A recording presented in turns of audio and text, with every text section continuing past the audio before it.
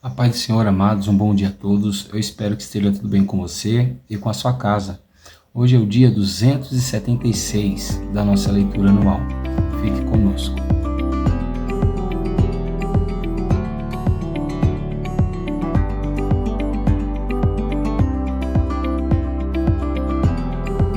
Bom, amados, nós estamos dando continuidade, ao estudo do Evangelho de Mateus. E a nossa porção diária de hoje vai do capítulo de número 12 até o capítulo de número 13, amém? Que você consiga se organizar aí na sua rotina diária e consiga fazer essa leitura, extrair dela um bom ensinamento. Eu creio que Deus irá te abençoar poderosamente, amém? O nosso texto devocional de hoje vai se encontrar no capítulo 13 e no verso 16, o qual a palavra do Senhor vai nos dizer assim: Bem-aventurados, porém, são os olhos de vocês, porque veem, e bem-aventurados são os ouvidos de vocês, porque ouvem. Bom,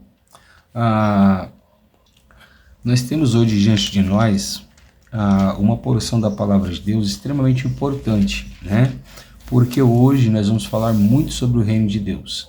Mas no capítulo 12, Jesus ele é atacado, ele é questionado pelos mestres da lei, especialmente pelos fariseus, sobre o sábado, Porque Jesus permitiu, de certa forma, que seus discípulos fizessem o que não era lícito fazer no sábado, como comer espigas. E depois Jesus cura um homem que tinha a mão enferma, também no sábado. Outra coisa que os fariseus vão questionar a Jesus é sobre ele ser aliado de Satanás, porque Jesus expulsava os demônios que habitavam nas pessoas, e eles achavam que Jesus fazia isso pelo poder de Satanás. E depois também eles vão questionar a Jesus, pedindo que Jesus fizesse um sinal, para provar para eles que Jesus realmente era um grande profeta. Bom, quanto ao sábado, Jesus rebateu eles, provando que ele era o Senhor do sábado, E que o sábado não era maior do que o homem, porque não foi o homem criado por causa do sábado, e sim o sábado criado por causa do homem, Nós aprendemos, por exemplo, que Davi comeu pães consagrados e Deus não o puniu por isso.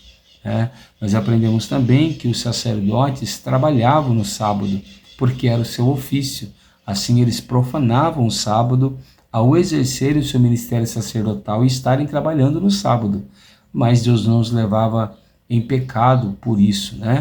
E assim também, Jesus não iria condenar os seus discípulos por estarem saciando a sua fome, e muito menos Jesus estaria fazendo errado ao ajudar um homem que estava enfermo, porque se um deles tivesse uma ovelha, um animal ferido no sábado, eles iriam buscar e cuidar dele. Quanto a Jesus expulsar os demônios, Jesus então prova que ele não expulsa os demônios pelo poder de Satanás, muito pelo contrário, que Jesus expulsa os demônios pelo poder do Espírito Santo. E se Jesus está expulsando os demônios pelo poder do Espírito Santo, o reino de Deus já é chegado. E Jesus diz mais, que se Satanás expulsasse os seus próprios demônios, então o reino de Satanás estaria dividido, e todo reino dividido não prevalece. Então Jesus também diz para eles que todo aquele que blasfemar contra o Espírito Santo de Deus não tem perdão, que era o que eles estavam fazendo, ao acusarem de quem agia na vida de Jesus, não era o Espírito Santo, e sim Satanás. Quanto ao pedido que eles fizeram, Jesus falou: olha, Jonas esteve 3 dias e 3 noites no ventre de alma-alheia, e o Filho do Homem estará no coração da terra. Isso representava a morte de Jesus. Então a morte de Jesus e a sua ressurreição era o sinal que eles precisavam. E eles viram esse sinal, depois de algum tempo, e não creram. Bom, então Jesus vai concluir o capítulo 13 mostrando duas coisas, que na verdade quem tinha espíritos imundos eram eles, e que Jesus veio para limpar essa geração. Mas se essa geração não permanecesse nos seus caminhos, outros espíritos imundos voltariam para dentro dessas pessoas, e a situação delas se tornaria 7 vezes pior. Observe que hoje não é diferente. Quando uma pessoa vem para Cristo, Jesus limpa ela, arranca todo o espírito maligno que habita nela. Mas se essa pessoa não permanecer no caminho de Deus, Satanás volta a agir na vida dessa pessoa de uma forma mais poderosa, né? E Jesus então conclui esse ensinamento dizendo que o pai e a mãe dele e os seus irmãos não eram somente aqueles de sangue, como Maria e os seus irmãos, mas a sua mãe e seus irmãos eram aqueles que ouviam a sua palavra e acreditavam. Sendo assim, os fariseus não faziam parte da família espiritual, e sim as pessoas que estavam acreditando em sua mensagem. No capítulo 13, nós temos o terceiro sermão de Jesus. O primeiro foi o Sermão da Montanha, o segundo foi o sermão em que ele envia os discípulos, ou o discurso, como nós quisermos tratar, e esse agora nós temos um discurso a respeito das parábolas. E essas parábolas se concentram a falar sobre o reino dos céus. Bom, a primeira delas é a do semeador. É uma das parábolas que eu mais gosto, eu acho muito linda, porque diz a respeito dos corações adequados e inadequados que recebem a palavra de Deus. Bom, foram 4 sementes pelo menos lançadas em 4 solos diferentes. Todas as sementes eram boas. O problema não estava nas sementes, estavam nos solos.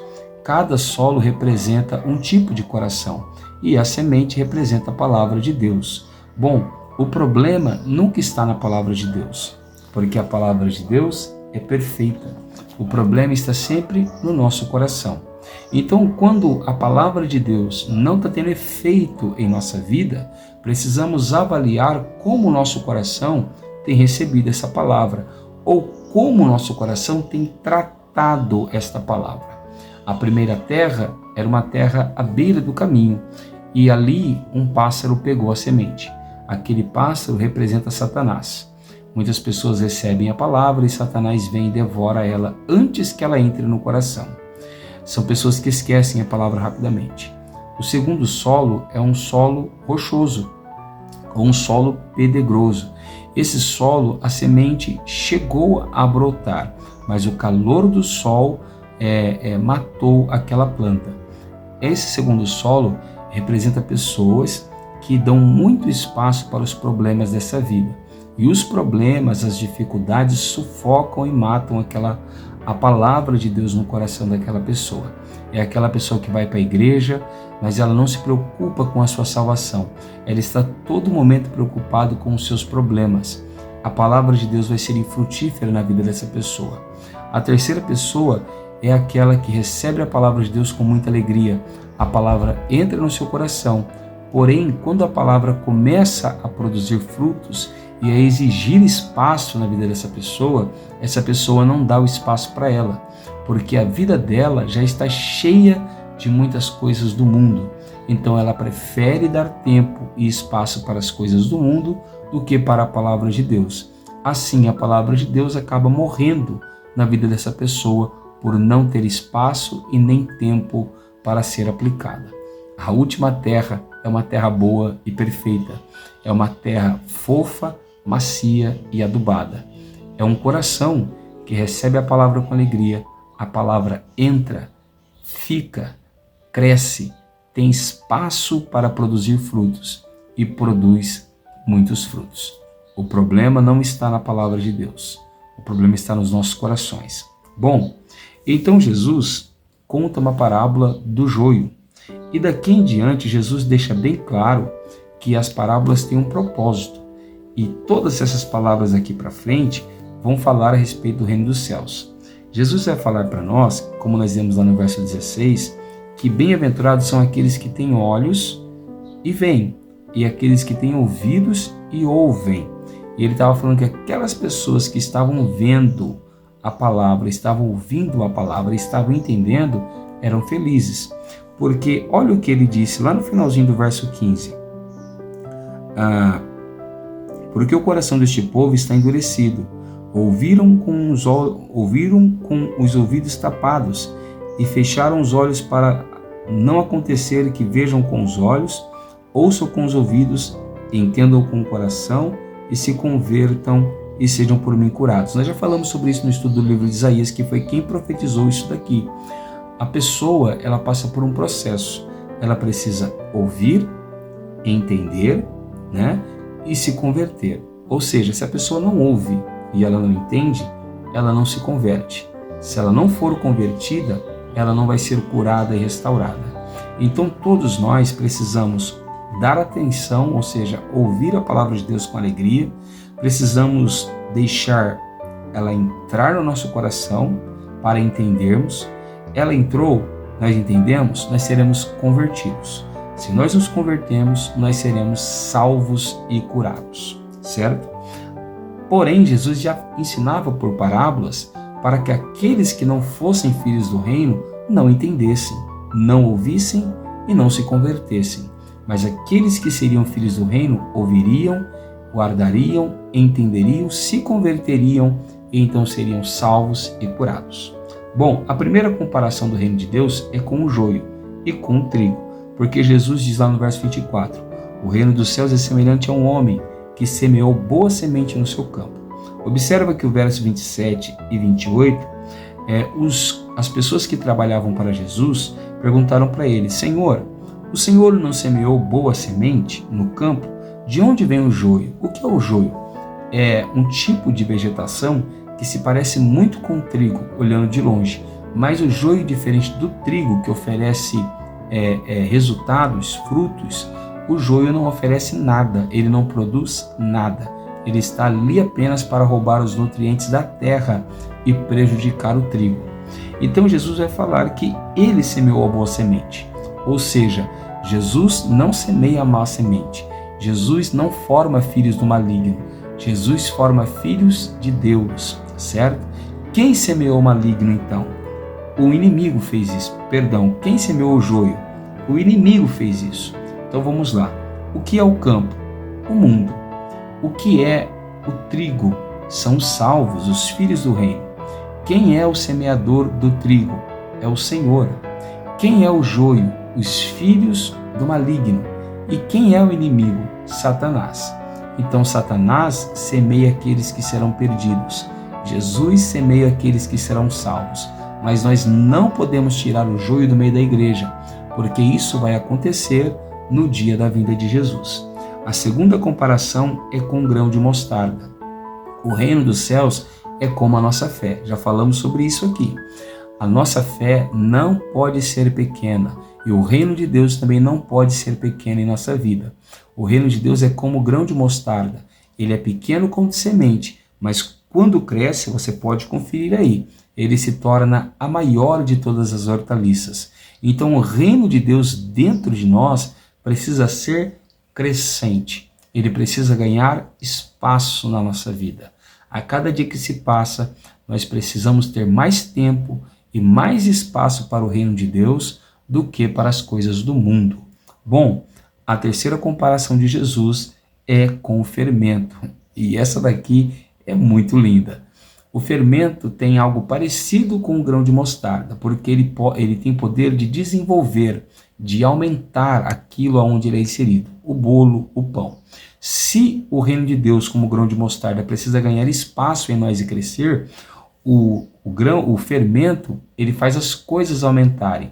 Então o reino de Deus, ele tem que nos fazer crescer espiritualmente, até nós chegarmos na estatura do varão perfeito, que é Jesus. Mas o fermento também desenvolve, ou seja, de fora para dentro, o que significa que a nossa transformação externa é resultado de uma transformação interna. Então aquele que desfruta do reino de Deus, ele está se transformando por dentro e essa transformação interna vai transformá-lo por fora. Bom, Jesus vai usar outra parábola, e ele usa a parábola de um tesouro escondido. O que vai acontecer?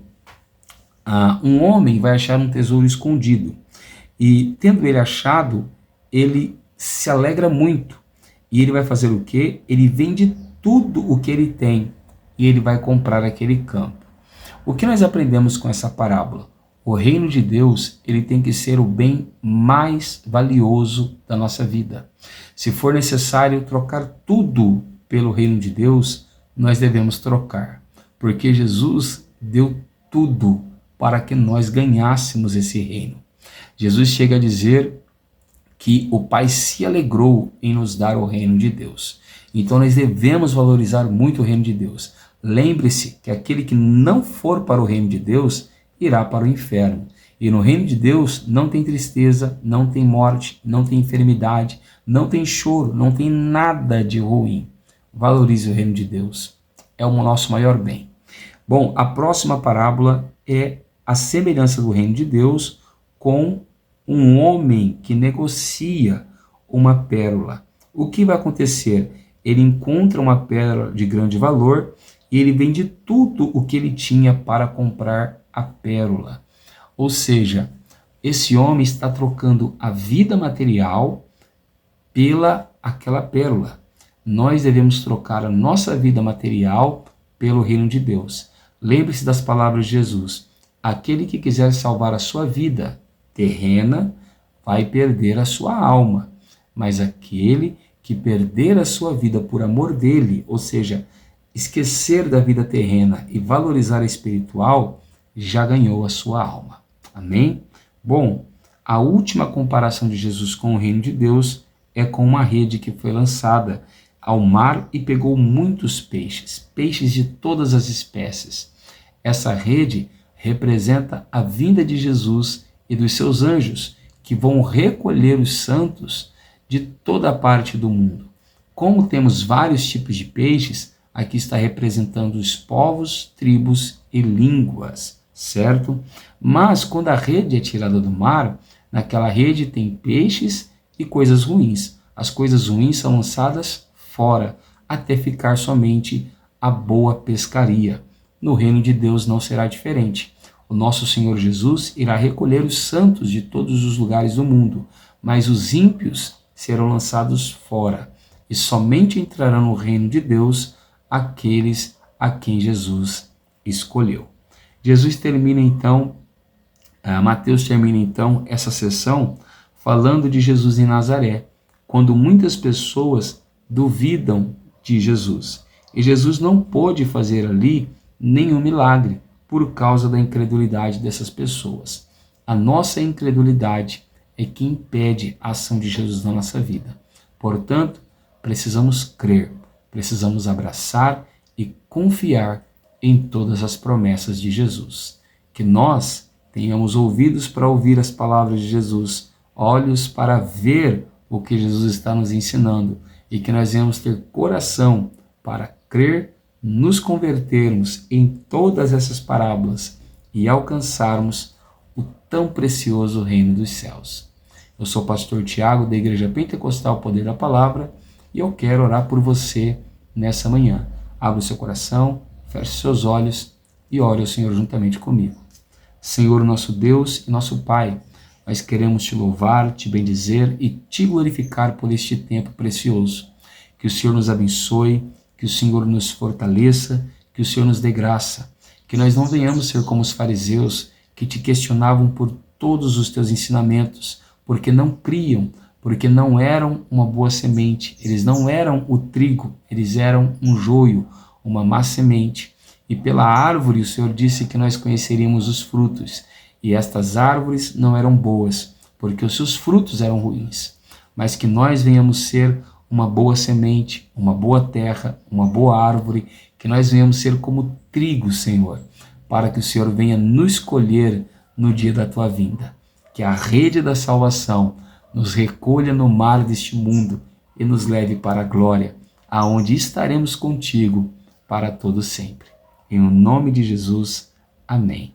Bom, amados, se você tem gostado desse trabalho, deixa o like aí no vídeo, compartilha com alguém que precisa muito ouvir essa palavra. E se você não estiver inscrito, não perca essa oportunidade. Se inscreva e ativa o sino para você ser notificado todas as manhãs.